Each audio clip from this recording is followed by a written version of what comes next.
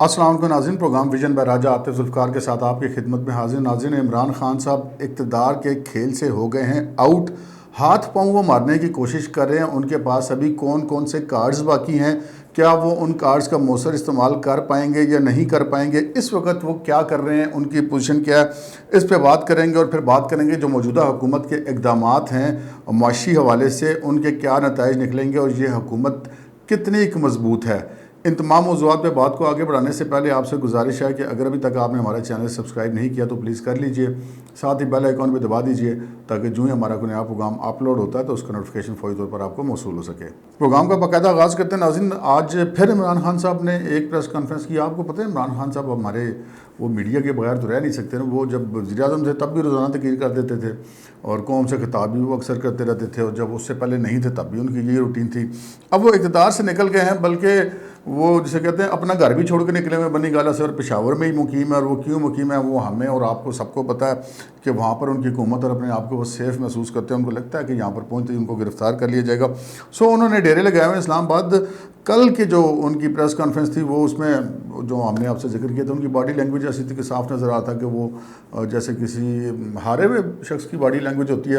اور پھر جو انہوں نے ری ایکشن دیا ایک صحافی کے سوال کے اوپر، اور وہ آپ کو پتہ ہے خان صاحب کی پریس کانفرنس میں تو وہ کسی کو سوال کرنے کی اجازت نہیں ہوتی، اور اگر کوئی کرے بھی تو وہ اس طرح کے ہوتے ہیں جس طرح کے وہ اداکار شان جو ہے وہ ان کو بٹھا کے وہ انہوں نے انٹرویو دیا تھا، جن کے سوالات ایسے تھے کہ خان صاحب جب آپ نے تقریر کی تو وہ میری پھوپھیاں، چاچیاں، تائیاں، خالائیں جتنی تھی وہ ساری رونا شروع ہوگی، اور پھر انہوں نے کہا کہ دیکھو کیا عظیم آدمی ہے۔ اس قسم کی باتیں خان صاحب سننے کے عادی ہیں، وہ سیدھا سیدھا سوال کدھر برداشت کرتے ہیں، اور انہوں نے نہیں وہ برداشت کیا۔ آپ نے بھی دیکھا ہوگا سوشل میڈیا پہ، ہم نے بھی دیکھا اور میڈیا کے اوپر بھی کہ جی خان صاحب سے سوال کیا گیا اور وہ غصے میں اٹھ کے پریس کانفرنس چھوڑ کے چلے گئے۔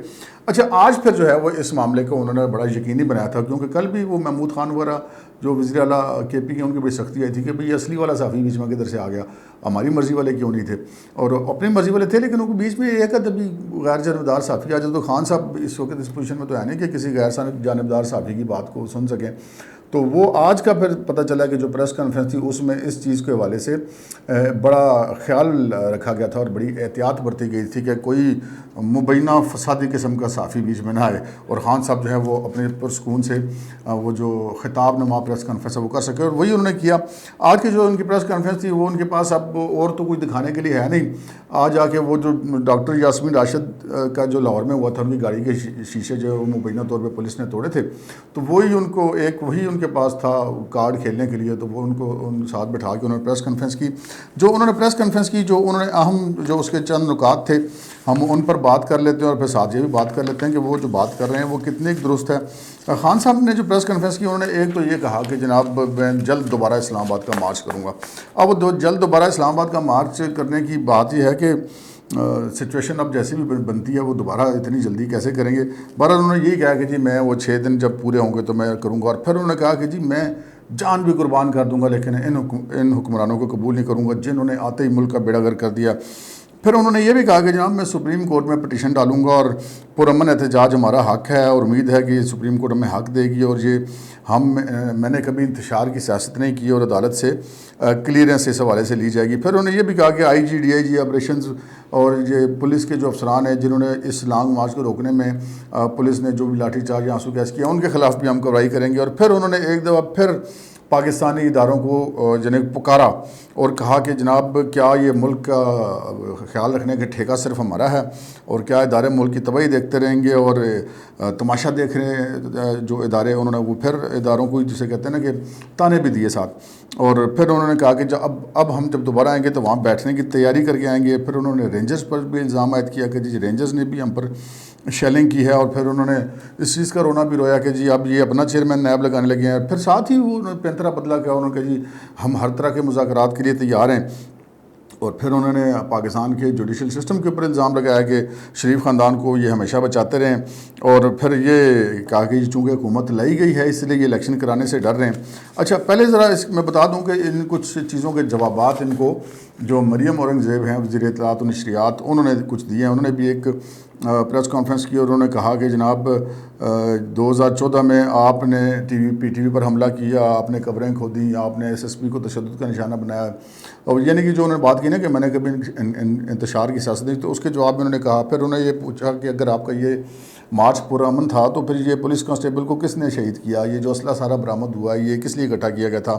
اور انہوں نے کہا کہ ڈنڈے اور اسلحہ اکٹھا کرنا کسی کا کوئی جمہوری حق نہیں ہے، اور انہوں نے کہا کہ اگر آپ دوبارہ یہی کام کریں گے، دوبارہ اسلحہ لے کے نکلیں گے، ڈنڈے لے کے نکلیں گے، تو پھر دوبارہ آپ کو روکا جائے گا۔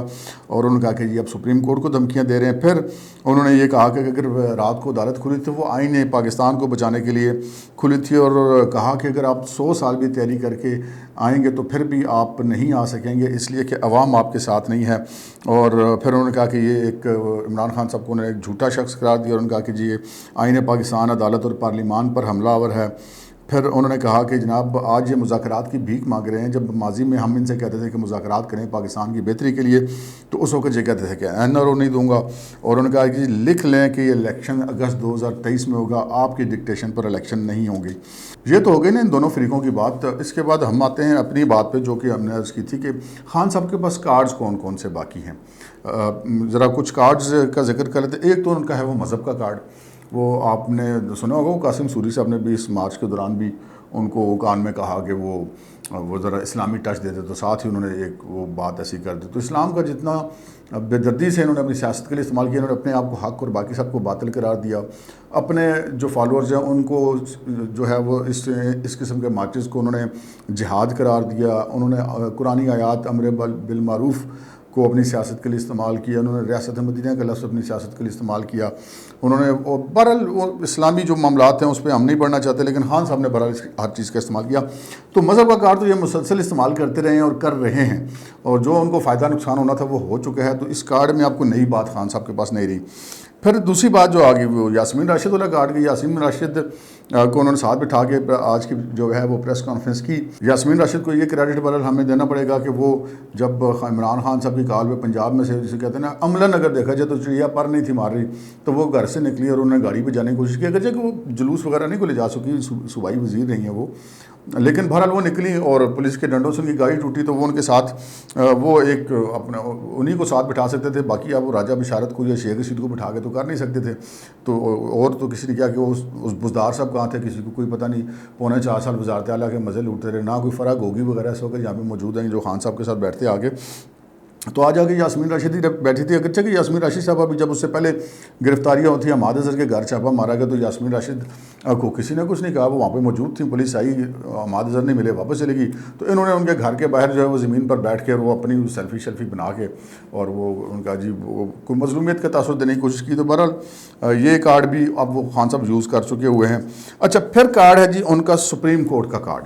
اب سپریم کورٹ نے ان کو جو ریلیف دیا وہ تو کوئی اور تو خیر اس ملک میں تصور ہی نہیں کر سکتا جو ان کو ریلیف دیا، کہ کہا گیا کہ ان کو گرفتار نہیں کیا جائے گا، ان کے کارکنوں کو چھوڑ دیا جائے گا، راستے کھول دیے جائیں، اور پھر جب وہ آ گئے اور انہوں نے جو ان کی مرضی کی جگہ دے دی جائے، ان کو تحفظ دیا جائے، اور پھر جب وہ آ گئے پھر انہوں نے سپریم کورٹ سے کی گئی کمٹمنٹ پوری نہیں کی اور اس کے خلاف توہین عدالت ہوئی، تو پہلے انہوں نے رات کو سننے سے انکار کیا، صبح سنا اور ان کے وکیل کو بولنے کا موقع دیے بغیر آج خود ہی درخواست کو نمٹا دیا۔ تو سپریم کورٹ سے ان کو مزید کیا مل سکتا ہے؟ اب وہ خان صاحب اس پہ کوشش لگے ہیں کہ جی ہم ایک درخواست لینے جائیں گے کہ سپریم کورٹ میں بتائے کہ ہمارے حقوق کیا ہیں۔ تو بھائی سپریم کورٹ تو آپ کے حقوق احتجاج کے تو کیا، وہ تو آپ کے احتجاج کو پروٹیکشن کے بھی آرڈر دے چکی ہے، اب مزید آپ کیا چاہتے ہیں؟ بہرحال وہ اب سپریم کورٹ کا کارڈ جو ہے وہ ان کو لگتا ہے کہ شاید ان کو کچھ مزید فائدہ دے سکتا ہے۔ لیکن دوسری طرف جو جسٹس قاضی فائز عیسیٰ ہیں اس وقت جو چیف جسٹس صاحب کے بعد جو سب سے زیادہ سینئر جج ہیں، انہوں نے چیف جسٹس کو خط لکھا اور انہوں نے رجسٹرار سپریم کورٹ کے اوپر بہت سارے اعتراضات اٹھائے ہیں، اور انہوں نے یہ کہا کہ یہ جو جوڈیشل کمیشن کا اجلاس ہوتا ہے اس کا بھی ان کیمرہ نہیں ہونا چاہیے، اس پبلک کو دیکھنا چاہیے، جونیئر ججز کی تعیناتی نہیں ہونی چاہیے، میرٹ کو نظر انداز نہیں کرنا چاہیے۔ انہوں نے کہا کہ جو رجسٹرار سپریم کورٹ ہیں وہ پارٹی بنے ہوئے ہیں اور وہ عمران خان کے کیسز جو نہیں ہیں وہ فوری طور پہ فکس کر دیتے ہیں۔ یہ ایک بھی اعتراض آیا ہے، لیکن اب جسٹس قاضی فائز ہے چونکہ اس اس وقت ان کو ہر قسم کے اہم کیسز سے ایسا لگتا ہے کہ دور رکھا جا رہا ہے. اس میں تو کوئی کہنے میں حرج نہیں ہے, کیونکہ کسی بھی اہم کیس میں وہ سینئر موسٹ جج ہونے کے باوجود ان کو شامل نہیں کیا جاتا. لیکن بہرحال وہ اپنا کام کر رہے ہیں اور وہ اپنے چیف جسٹس کو یاد دلا رہے ہیں کہ کیا کرنا چاہیے اور کیا نہیں کرنا چاہیے. لیکن سپریم کورٹ سے اب مزید خان صاحب کوشش کریں کہ کوئی مزید ریلیف حاصل کیے جائیں. اب سپریم کورٹ کے اوپر پہلے بھی بہت سارے سوالات اٹھ چکے ہیں. اب وہ آؤٹ آف دا وے جا کے ریلیف ان کو دیے گئے ہیں. اب مزید کوئی out of the way relief ان کو دینے کی پوزیشن میں ہے یا نہیں ہے, یہ اب ایک دیکھنے والی بات ہے. اچھا, پھر ان کے پاس ایک کارڈ تھا اداروں کا. خان صاحب کو چونکہ خود بھی اس بات کا پتہ تھا کہ وہ تو اداروں کی مبینہ سرپرستی کی وجہ سے اقتدار میں آنے میں کامیاب ہوئے تھے. عوام کے ساتھ ان کا کوئی ایسا کوئی معاملہ تھا نہیں, اور وہ جتنا عرصہ اقتدار میں رہے انہوں نے عوام کی پرواہ بھی کوئی نہیں کی اور وہ انہی کے ساتھ اپنے معاملات کرتے رہے. لیکن پھر ایک وقت آیا کہ ان کو پاکستان کے دائرے چھوٹے اور اپنا قد زیادہ بڑا لگنے لگا, تو پھر وہ معاملات ہو گئے خراب. تو آج پھر انہوں نے اپنی پریس کانفرنس میں اداروں کو آوازیں دی ہیں اور کہ وہ تماشا دیکھتے رہیں گے, وہ کب تک یہ دیکھیں گے. بہرحال یہ کارڈ بھی وہ پہلے سے کر چکے ہیں. پھر ایک کارڈ ہے ان کا اپنی مرضی کے صحافیوں والا. اب مرضی کے صحافیوں والا جو معاملہ ہے وہ ہے کہ وہی میں نے آپ سے عرض کی, جیسے کہ اداکار شان کو بٹھا لیں, حمزہ علی عباسی کو بٹھا لیں, تو صحافیوں کو تو وہ ڈیل نہیں کر سکتے. غیر جانبدار صحافی بھی کون سا, وہ جو اگر کوئی درست سوال کر دے تو وہ بھی خان صاحب سے برداشت نہیں ہوتا. تو وہ تو بالکل جسے کہتے ہیں نا کہ وہ سوال بھی اس انداز میں کہ جو کوئی تعریف و توصیف کے زمرے میں آتا ہو, اس قسم کا سوال خان صاحب لے لیتے ہیں. ادروائز وہ سوال کوئی نہیں لیتے ہوتے. تو مرضی کے صحافیوں والا کارڈ وہ پہلے بھی کھیلتے رہے ہیں, اب بھی وہ کھیل رہے ہیں, لیکن اب وہ آگے لگتا ہے کہ ان کے لیے کچھ بہتر نہیں ہوگا. اچھا, ایک کارڈ ہے ان کا سیاسی کارڈ اس طرح کہ وہ اب ان کو یہ نظر آ رہا ہے کہ اچھا یار میرے پاس اتنے ہیں. میں نے اگرچہ کہ وہ ریزائن کر چکے ہوئے ہیں, ابھی ریزائن جو اسپیکر نے ایکسیپٹ نہیں کیا ان کے, اور وہ ابھی ایک حال ہی میں ایک ویڈیو لیک ہوئی, اور یہ خیال یہ کیا جاتا ہے, اب یہ تو نہیں کیونکہ کنفرم نہیں, اس کی ابھی کوئی فرانزک نہیں ہوئی, ہم اس کی جو ہے وہ صحت پر بات نہیں کر سکتے. جو ملک ریاض صاحب کی کال ہے مبینہ طور پہ آصف زرداری صاحب کو, جس میں وہ خان صاحب کے بارے میں کہہ رہے ہیں کہ وہ خان بار بار کہہ رہا ہے معاملات کے لیے, تو آصف زرداری صاحب آگے سے کہہ رہے ہیں کہ امپاسبل ہے. تو یہ بھی ایک کارڈ ہے کہ وہ جو حکومت کے اتحادی ہیں ان سے وہ دوبارہ اپنے رابطے استوار کریں اور ان کو کوشش کریں کہ حکومت سے توڑنے کی. لیکن آصف علی زرداری صاحب جو ہیں وہ پاکستان کی سیاست کے مہا کھلاڑی ہیں. جہاں پہ عمران خان صاحب کی سیاست ختم ہوتی ہے, وہاں سے آصف زرداری صاحب کی سیاست شروع ہوتی ہے. میں سیاسی مطلب چالوں کے اور جو ماہر ہونے کے حوالے سے بات کروں, ہمارا مقصد کسی کا قد اونچا یا نیچا کرنا نہیں ہے. لیکن بہرحال زرداری صاحب اس ملک کے جو سیاست کے مین کھلاڑی ہیں, تو ان کو گھیرنا کوئی اتنا آسان کام تو نہیں ہے. اچھا, پھر یہ جو معاملات ہیں سوشل میڈیا والے, ایک خان صاحب کے پاس ایک کارڈ جو ہے وہ بہت بڑا وہ سوشل میڈیا کا کارڈ ہے. تو سوشل میڈیا کا کارڈ میں وہ آپ کو ہم اگر کوئی تھوڑی سی ماضی قریب کی اور ماضی بعید کی کو اگر مثال دیں, تو جرمنی میں 1933 میں جو جنرل گوبیل تھا ہٹلر کا, وہ ایک پراپگنڈا کا ایکسپرٹ تھا. انہوں نے پراپگنڈا اس قدر زیادہ پھیلایا کہ, اور اس پراپگنڈے کی وجہ سے نفرت اس قدر پھیلی کہ لاکھوں افراد کو اپنی جانوں سے ہاتھ دھونا پڑے, یعنی قتل کر دیے گئے. وہ اتنے کی نفرت اور انتشار پھیلا دیا گیا. پھر جو سوشل میڈیا کا جو دوسرا سب سے بڑی مثال تھی وہ ڈونلڈ ٹرمپ صاحب کی تھی. وہ کس طرح لوگوں کی طرف اشارے کر کے کہتے تھے, اور صحافیوں کے ساتھ وہ باقاعدہ بدتمیزی کیا کرتے تھے. وہی بالکل سٹائل ہے خان صاحب بھی کچھ ساڑھے مطلب ٹرمپ سے کم تو نہیں ہے نا.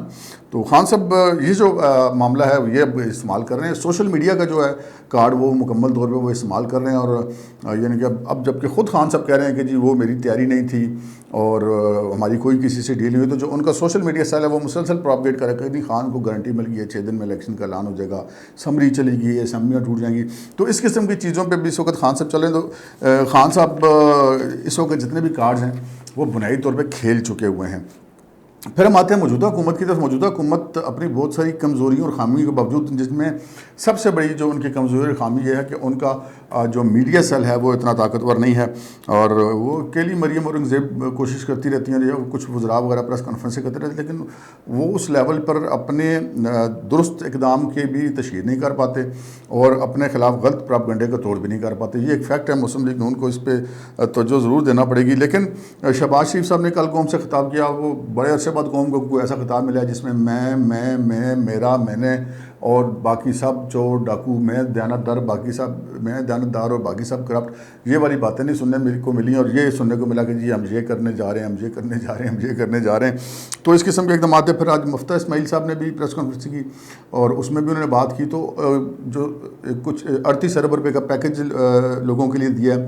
اب پیٹرول کو مہنگا کیا گیا، لیکن پیٹرول چونکہ خان صاحب نے سائن کر کے ایگریمنٹ کیا ہوتا ہے IMF سے کہ ہم اتنا پیٹرول مہنگا کریں گے، تو وہ پھر اس ایگریمنٹ کو پورا کرنا تو ضروری ہوتا ہے. تو بہرحال یہ کوشش کر رہے ہیں کہ یہ معاملات کو چلائیں، لیکن جس طرح انہوں نے اب مشکل فیصلے لے لیے ہیں، وہاں سے کچھ ایسی بھی خبریں آ رہی ہیں کہ ذرائع سے کہ تمام اداروں کی سپورٹ جو ہے موجودہ حکومت کو حاصل ہے. تو خان صاحب کا پاکستان کی جو سیاست ہے اس میں مبینہ طور پہ بظاہر فی الحال کوئی دور دور تک امکان نہیں لگتا کہ وہ کسی کوئی پریشر ڈال کے کہ اداروں کے اوپر یا اپنے پبلک کو موبلائز کر کے کوئی دباؤ ڈال کے وہ الیکشن حاصل کر پائیں. پاکستان ہے، ہم کچھ نہیں کہہ سکتے کہ مستقبل میں کبھی کسی وقت خان صاحب دوبارہ اتنی طاقت میں آ جائیں، لیکن فی الحال کے جو حالات و واقعات ہیں وہ ایسا نہیں لگتا کہ خان صاحب دوبارہ کچھ ایسا کر پائیں گے. اور فی الحال ان کا گزارا یہ سوشل میڈیا کے پروپیگنڈا پہ ہی رہے گا. اب تک کے لیے اتنا ہی، اجازت دیجیے. اللہ حافظ.